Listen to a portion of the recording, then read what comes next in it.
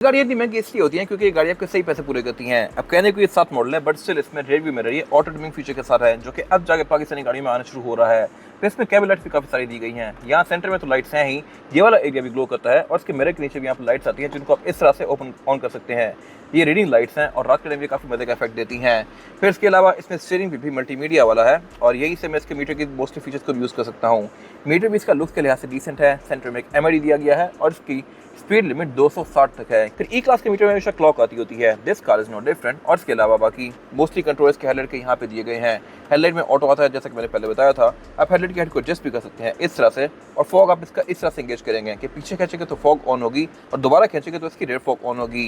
फिर इसकी parking brake भी यहाँ से रिलीज होती है, लगाएंगे आप इस तरह से। ये फुट ब्रेक ऑफर करती है, जो कि आप यहाँ से रिलीज करेंगे इस तरह से। बाकी इसमें फिर सनशीट के अंदर वैनिटी मिरर भी आता है। वैनिटी मिरर के साथ लाइट भी है, जो कि ऑटोमेटिकली ऑन होती है इस तरह से। स्पेसिफिक गाड़ी में सीट्स के हिसाब से कंट्रोल बिल्कुल बेसिक से दिए गए हैं। जिन गाड़ियों में इलेक्ट्रॉनिक सीट्स होती हैं उनके कंट्रोल यहाँ पे दिए गए होते हैं, और ये फिर हीटिंग और कूलिंग भी ऑफर करती है कुछ गाड़ियों में।